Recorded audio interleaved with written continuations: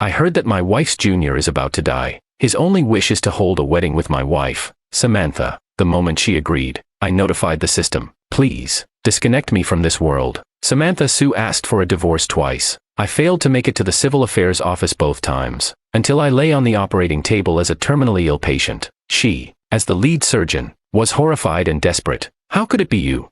What broke her even more was the fact that I would die in her hands, according to the system setting, leaving her with eternal guilt. Chapter 1. Samantha is a surgeon, recognized as the golden hand in the hospital. She's very busy, so busy that she only notified me of the divorce through WeChat. Find some time to get the divorce done. Romy is emotionally unstable. He can't wait. I looked at the cold dishes on the table, the edges of the cream cake starting to melt, just like our relationship, which has crumbled after 10 years. From school uniforms to wedding clothes. I made several calls. It took until the fourth one for her to answer. Her voice was indifferent. What's the matter? I was busy just now. Instinctively, I wanted to apologize, thinking she was in surgery. Doctors always have to be responsible for their patients. But then, I heard a man's soft laughter on the other end. The clothes are off. Come quickly. Blood rushed to my head instantly. Samantha, we're not divorced yet, are we? She calmly explained. You misunderstood. It was for giving Romy's dog a bath. I closed my eyes, my nails digging into my flesh. Samantha, if we divorce, I will disappear. This is the original setting of the system. No one can change it. She didn't say anything, and I heard the sound of movement on her side. I guess she changed to a different place to take the call. She lowered her voice. Alexander Wong, I've explained many times. It's just a ceremony. After fulfilling his wish, we'll remarry. Why do you always threaten me with disappearing? When she calls me by my full name, it usually means she's angry. Seeing that I didn't respond, Samantha's breathing became heavier, because she once said that what annoyed her most was my silence and lack of response. Alexander Wong, be rational. I sneered. You're staying at Romy's house late at night, talking to me about rationality. Don't you find that funny? After all, legally speaking, she's still my wife. There was a long sigh on the other end. Then, coldly, one word at a time, she pierced my heart. Alexander, Friday morning. Let's finalize the divorce. Chapter 2. I scooped a bite of cream into my mouth, and a bitterness spread across my tongue. It's funny, she remembered to bathe Romy's dog but forgot that today is my birthday. Maybe her heart has already left, and her memories have followed. System, can you sing a birthday song? I can't. I can only sing a funeral dirge. I chuckled. Then forget it. Save it for when I die. Disconnect me from this world. If I leave here, I can return to the original world. In that world, though I don't have a healthy body, I do have a family who loves me, and friends. I miss the rice noodle rolls downstairs and the beef soup at the old market. And, of course, my dad's warm clay pot porridge. Here, I'm the one who cooks for Samantha, because she's a doctor. Her hands are important for her patients and for her. But when I saw Romy's social media post, I broke down. Her well-proportioned hands, the hands I've protected so well, were peeling shrimp for him with good temper. The caption read, "The golden hand only peels shrimp for me." It made my previous efforts seem like a joke. Host, are you not going to try harder? No, my heart is dead. From the moment she decided on divorce, the task of conquest was destined to fail. It's just a matter of dying sooner or later. So why not free myself sooner?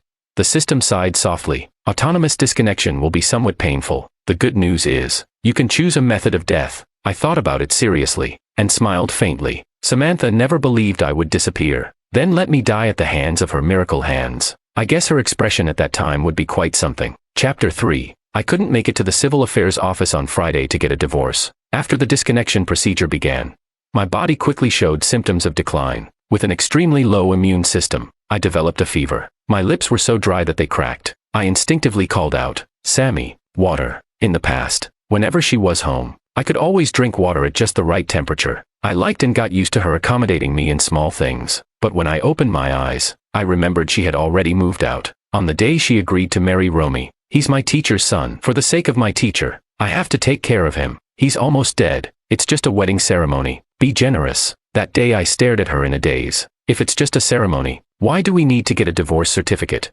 She lowered her eyes, her fair and delicate face covered with a layer of frost. We can't let him be the third party, can we? Yes, we hadn't legally divorced. Wouldn't that make him the third party?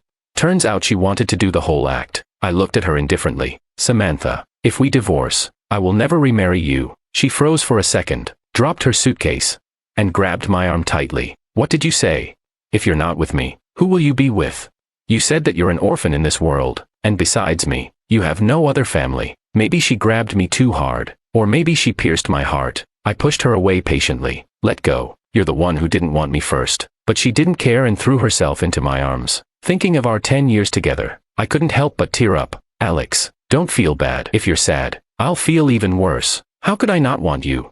She comforted me awkwardly, kissing me from my lips all the way to my Adam's apple. She said she was an orphan, and her teacher had taken care of her a lot since she was a child. She said Romy was just a younger brother. I believed her. After all, he had a rare terminal illness, and was almost dying, wasn't he? The system said that if I restored the marriage relationship within 3 months, the task would not be considered a failure. Until a week later, I went to the hospital to bring her some nutritious soup, passing through the open-air parking lot.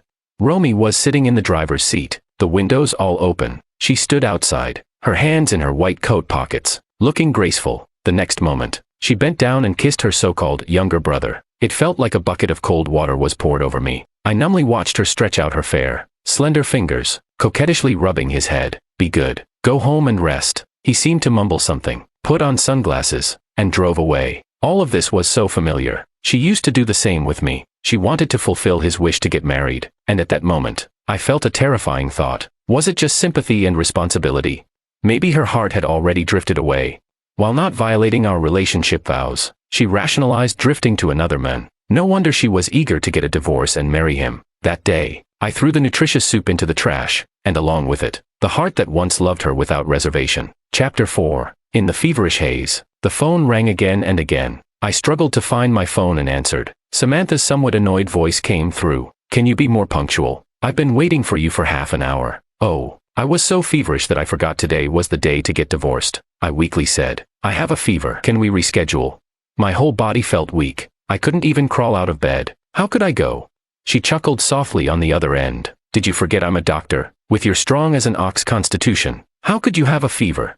You're 28, not a little boy like Romy. Stop being childish. I couldn't help but laugh in frustration. You might not know this, but the little boy you're talking about is only 2 years younger than me. She used to call me a little boy all the time. Maybe she's just tired of me now. It doesn't matter. I've already lost any expectations for her. Chapter 5. The second time we were supposed to get divorced, I still didn't make it. Something unexpected happened on the way out. At an intersection, a 2-year-old girl in a McDowell jumper rushed out on her short legs looking for her dad. A speeding car lost control while turning the corner. Without thinking, I pushed her hard towards the safety zone. With a bang, I felt like I was about to be shattered. The driver didn't stop for a second, stepping on the gas and speeding away. I turned to look. The license plate looked familiar. In a flash, I remembered the parking lot at the hospital. Romy's car. It was him. The little girl was scooped up by her panicked family, crying loudly. Uncle. Uncle is hurt. I only felt pain. That kind of pain where your organs feel like they've been smashed. But there was no blood as I expected.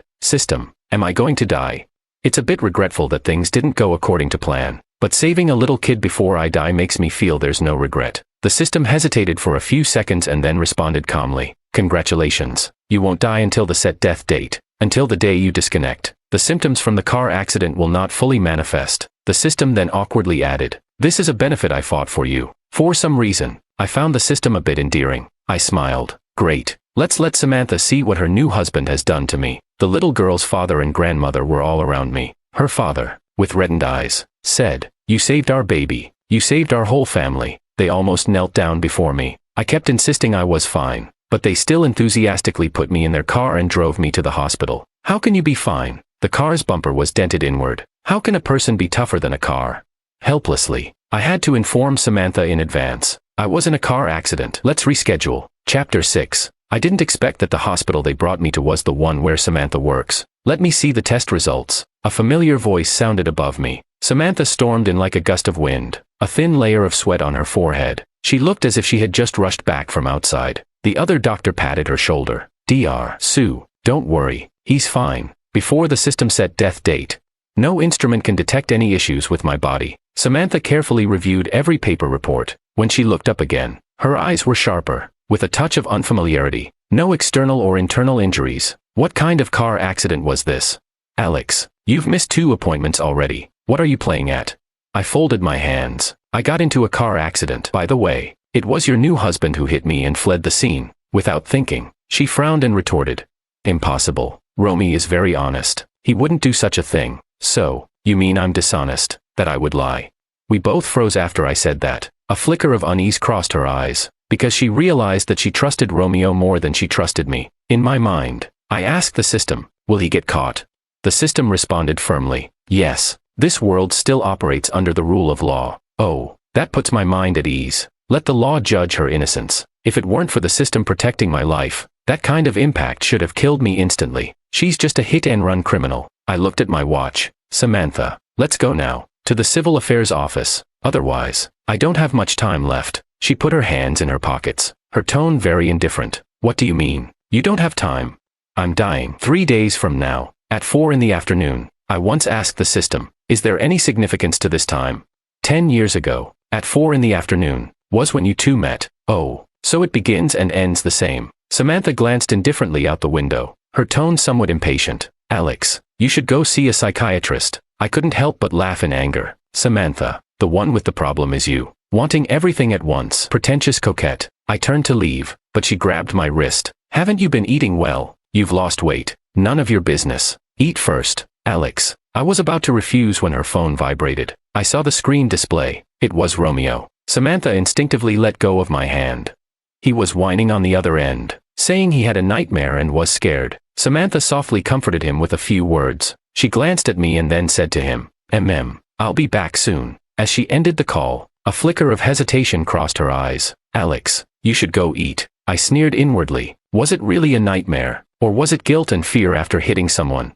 Serves him right. Samantha chose him again and missed what could have been our last meal together. I wonder if she'll regret it when she thinks back on this later. Chapter 7. The final countdown of my life. I lay on the cold operating table. Waves of pain, as if my organs were being shredded, hit me one after another. It's okay, just bear with it. Soon, I'll be able to go back and have my dad's warm clay pot porridge again. Samantha's angry voice still echoed in my ears. Alexander, do you really think I have no temper?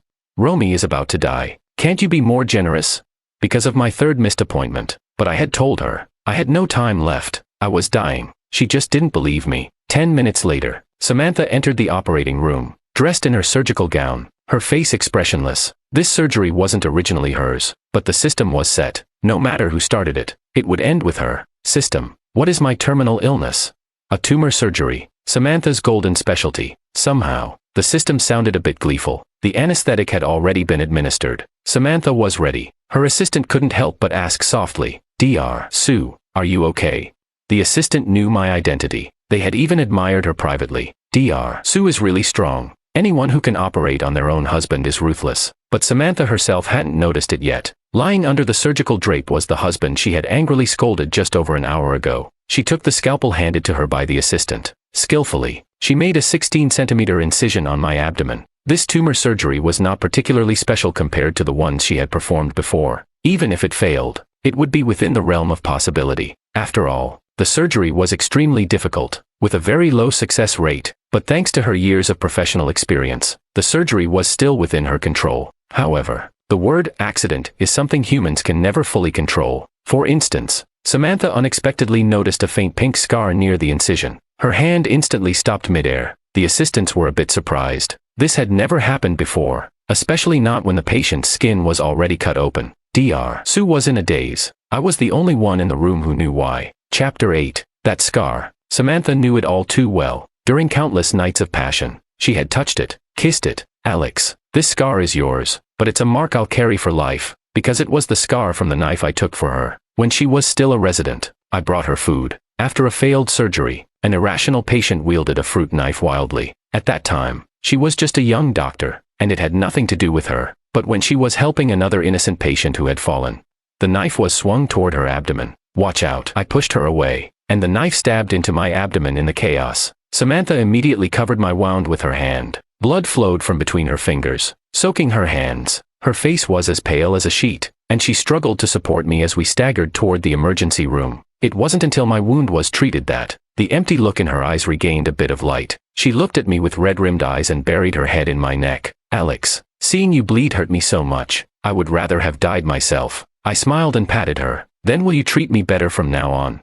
She kissed my earlobe. I'd give you my life if you asked for it. That day, she lay in my arms, carefully avoiding my wound. She said very seriously, Alex, you're too kind. Please, Think more about yourself in the future, okay?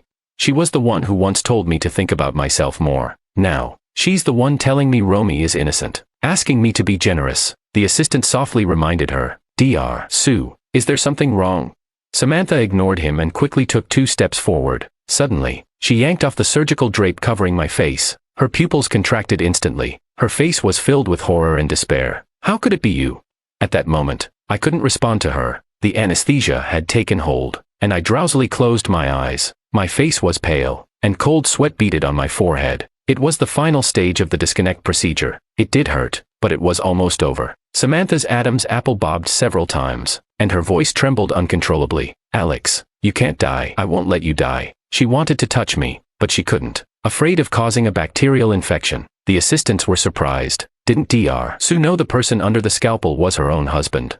But their professional training quickly brought them back to focus. They turned their attention back to the operating table. The system's cold voice echoed in my mind. This is probably the most torturous surgery Samantha has ever performed. After all, this surgery only had a 5% success rate. Anyone would be nervous, right?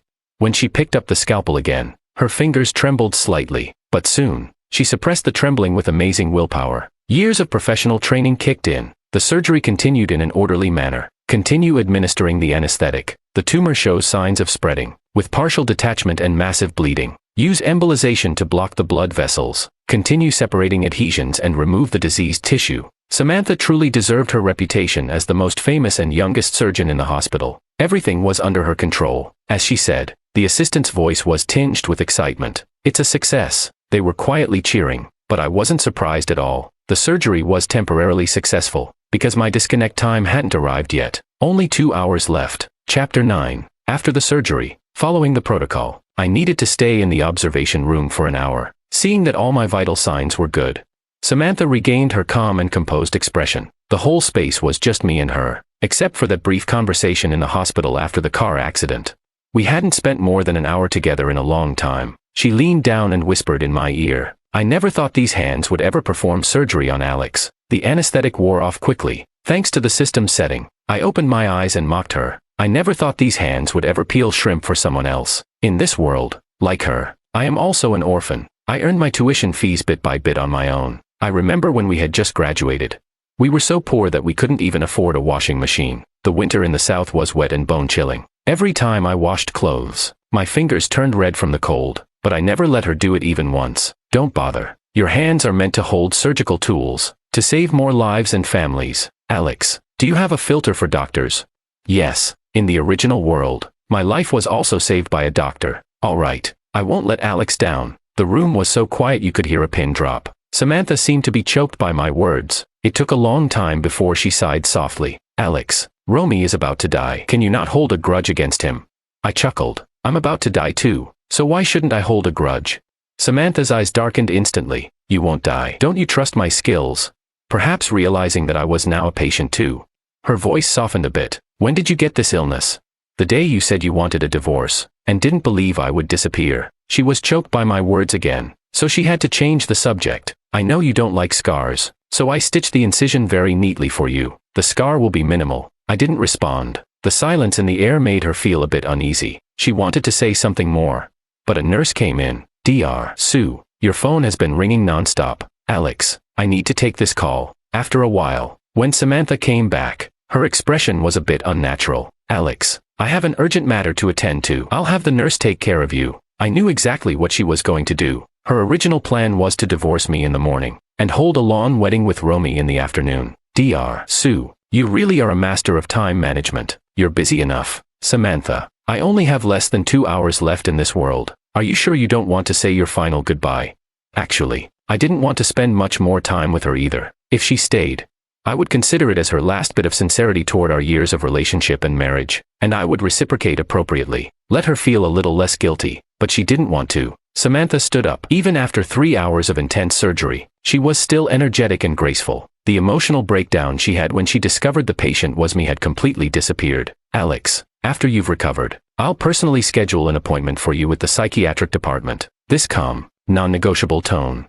Honestly, I don't like it at all. I sneered. Dr. Sue, I hope you won't regret it. Samantha's expression was indifferent, as if I was just throwing a tantrum. She glanced at me and smiled lightly. I won't. Alex, what you need now is a good rest. With that, she disappeared at the door, because the phone in her pocket had already urged her several times. By now, her wedding venue should be full of guests. Romy probably couldn't wait any longer. I felt at peace. Samantha, this is your own choice. Chapter 10. After Samantha left, the system sighed in my mind. She missed her last chance. I was surprised that the system had any sense of regret. Host, you're a kind person. I secretly fought for a chance for you to live well in this world. If she had chosen you today, the surgery's success would have become a reality. I smiled. System, did you forget? Even if she stayed today, I couldn't have lived, because Romy already killed me when he hit me with his car. The system was silent for a moment. Yes, I know. Host, do you want to know why Romy was speeding that day? Because he was rushing to the airport to pick up Samantha. That's right. It was the day Samantha came back from a business trip. He was in a hurry to pick her up, because Samantha needed to rush to divorce me. The cause and effect of fate. I sighed softly. Even if I hadn't been in the car accident, and the surgery was very successful, I wouldn't want her anymore. You don't love her anymore? The system had witnessed our 10 years together. Yes. Why? The system asked. Aren't you the system? How could you not know? Ahem. A system isn't omnipotent. Sometimes there are oversights. I smiled. Romy's house doesn't have a dog. Samantha told me this a long time ago. Both her teacher and her junior were allergic to animal hair. How could someone allergic to animal hair have a dog at home? The system was stunned for a while. So that night, they couldn't have been bathing a dog.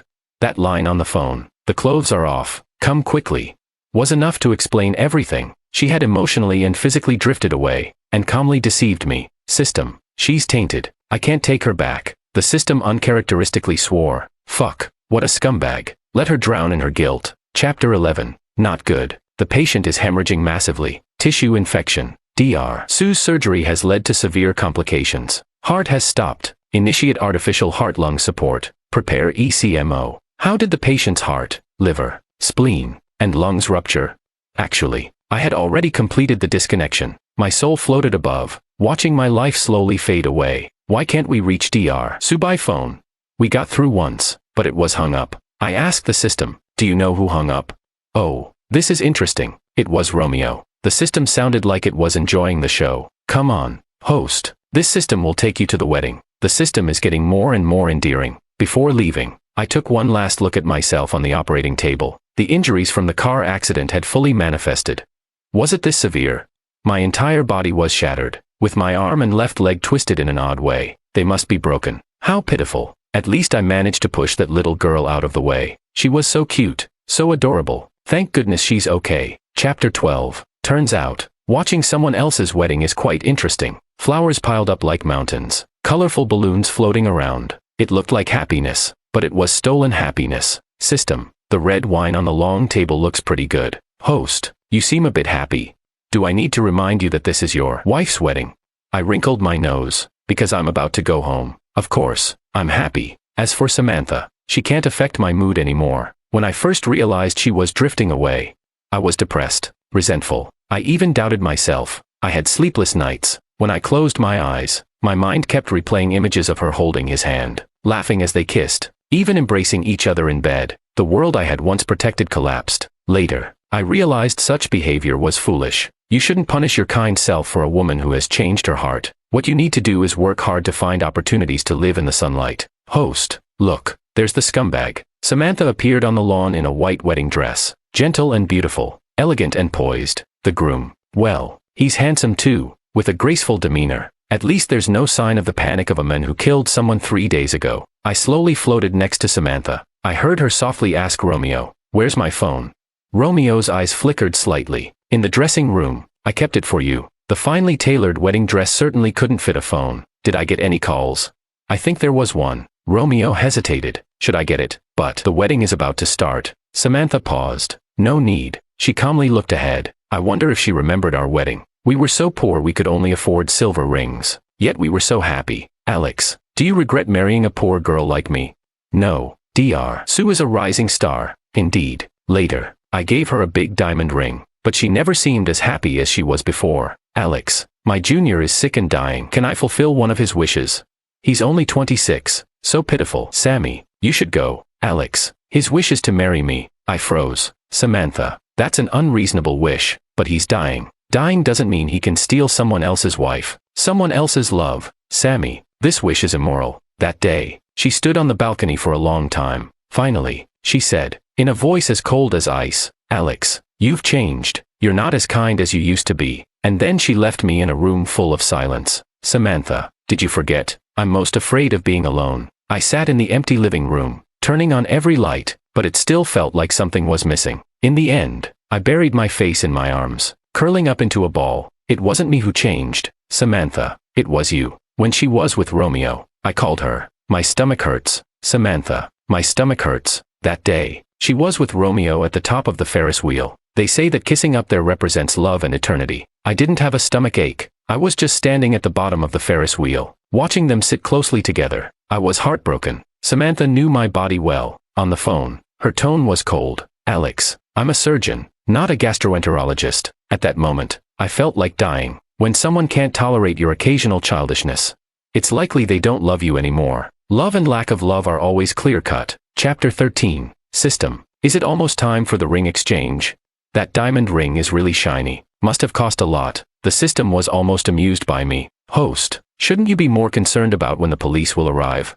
What's the rush? Let them be happy for a little longer. That way, when the truth comes out, it will hurt even more. Romeo smiled at Samantha. Senior, I've liked you for a long time. Today, this wish finally comes true. Samantha's expression was a bit unnatural. Her eyes lowered, and she seemed distracted. Maybe she was remembering our wedding day. She had said the same thing to me. Alex, marrying you. This wish has finally come true. The irony is that today, she left me in the hospital to fulfill someone else's wish. She probably just took off our wedding ring not too long ago. There was still a faint mark on her ring finger, but I didn't have one. The wedding ring I once cherished so much.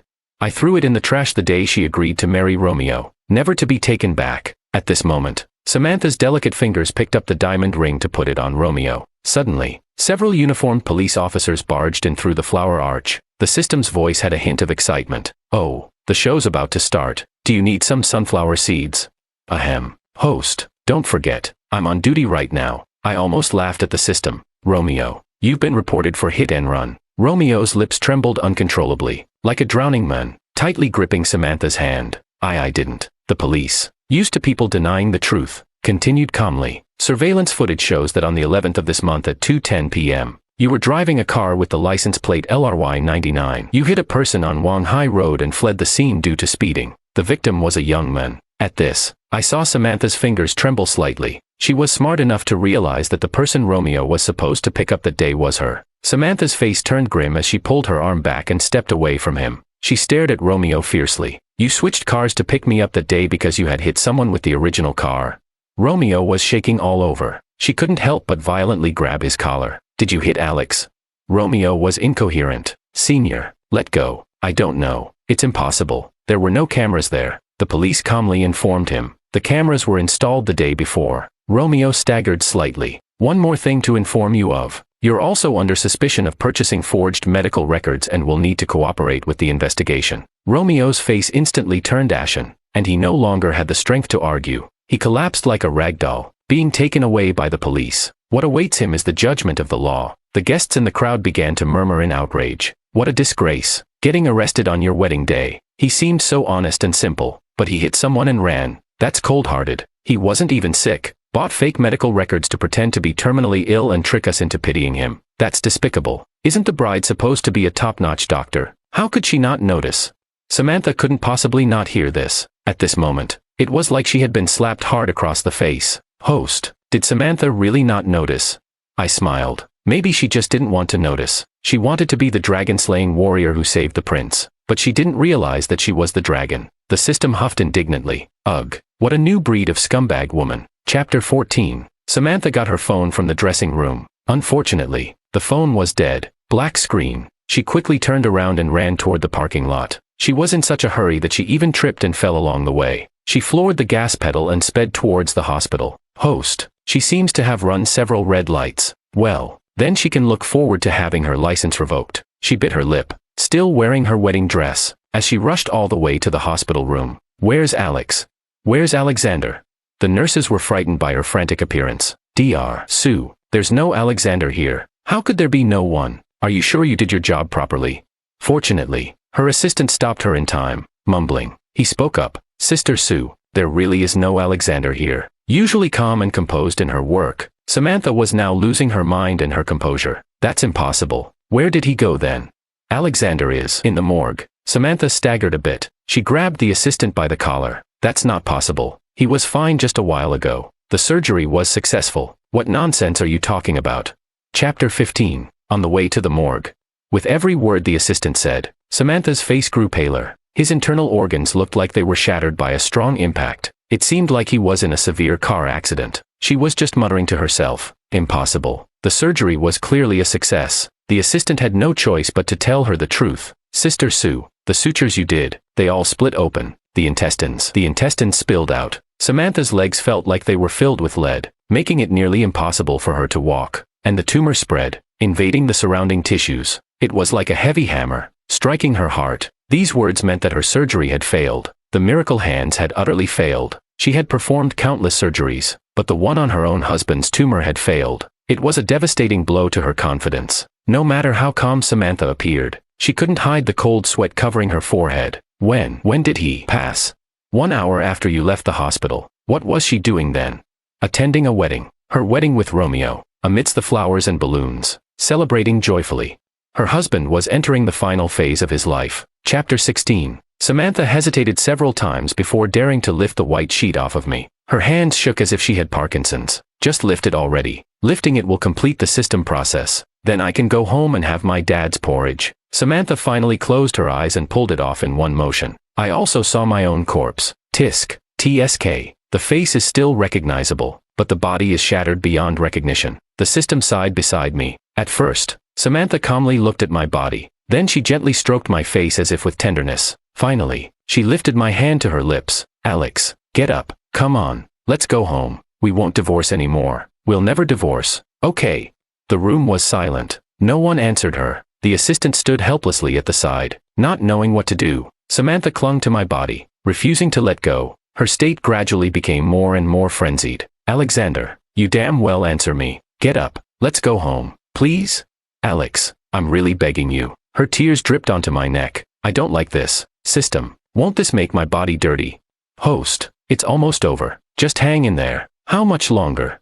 By midnight, you'll be back in the original world. All right, just a few more hours. The body couldn't be taken home. Samantha was persuaded by the hospital leadership to go home. It wouldn't look good for a top surgeon to be sitting in the morgue losing her mind. You still need to handle his funeral arrangements, right? Samantha kissed my forehead several times. I frowned as I watched. Even the system couldn't help but mutter, crazy woman. After repeated urging from her colleagues, Samantha finally walked out of the morgue in a daze. She calmly asked her assistant, did Alex say anything before he left? He did. Samantha's eyes lit up for a moment. He said, congratulations on your wedding. I hope we never meet again. Sister Sue, what's wrong? Samantha collapsed heavily to the ground. Her knees hit the floor with a loud thud. She seemed to forget the pain and quickly got back up. Limping, she walked out. I want to go home, Alex said. His stomach hurts. Chapter 17. She used the key to open what was once our home. It was pitch black inside, with only the lights from the city outside illuminating the darkness. She seemed unsure of where the light switch in the living room was, because whenever she came home, the lights were always on. I would be waiting for her on the couch. She called out, Alex. Of course, there was no response. Suddenly, there was a clattering sound from the room. Samantha rushed to the bedroom. A few seconds later, it was as if all the strength had drained from her. There was no one in the bedroom. Of course, it was just the sound of a picture frame falling to the floor. Under the bright fluorescent light, she stood there in a daze for a while. The whole house felt empty, like a model home that had never been lived in. Host, you did a great job. I won't leave her any chance to reminisce. That's right. I threw out or donated everything that was mine. The photos in the frames only showed her half of the image. Even the wedding photo was split in half, with her half lying torn on the floor. Finally, she slid down the wall, utterly drained. She held her head in her hands, just as I had when I first discovered her betrayal, curled up in one spot, unable to believe it, yet unwilling to accept it. 10 years, not 10 days. At first, she cried softly, then it turned into loud, gut-wrenching sobs. Alex, I was wrong. I was really wrong. Please come back. Okay. I'm begging you. Please come back. She probably forgot that she once said, is it reasonable for a strong woman like me to cry? But now, she's anything but reasonable. A white light flashed. Host, goodbye. I knew it was time to go home. Host, will you forget me? Never. System. You're too adorable. System. Thank you for accompanying me on this unique journey. Goodbye. Goodbye. I'm going home. Extra chapter. Chapter 1. Samantha hadn't been in the operating room for a long time. She developed a stress reaction. As soon as she stepped into the operating room, it was as if she saw Alex lying there. Her instinct was to run away. Dr. Sue, are you really going to perform this surgery today? Yes. Samantha nodded to her assistant. Alex liked me being a doctor. How can I be a doctor if I don't perform surgeries? She gave a bitter smile but still put on her surgical gown. Administer the anesthesia. Make a 15-centimeter incision. At first, everything seemed to be going smoothly, until the patient's blood began to gush out. Samantha started having difficulty breathing. Cold sweat dripped down her temples. Her mind kept flashing back to Alex lying on the operating table. Alex lying in the morgue. Blood. So much blood. The blood during surgery. The blood from years ago when Alex took a knife for her. Sammy, will you be nicer to me from now on? Of course. I'd give you my life. The scene shifted to Alex pleading with her, filled with helplessness. Sammy, after the divorce, I'll disappear. Alexander, stop using disappearing to force me. Okay.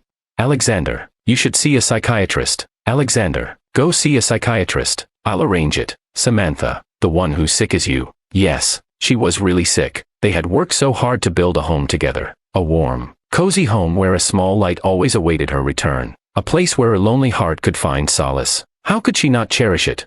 Maybe the comfortable days became too monotonous, a bit boring. The pressure of performing surgeries every day, the burden of her reputation, she needed an outlet. Romeo just happened to come into her life. He admired her, clung to her, and she couldn't shake him off. He was a completely different person from Alex, a vibrant, fresh presence. Many times, sitting alone in her car, she thought, just indulge once, and then return to Alex. She was a doctor. How could she not notice Romeo's health condition?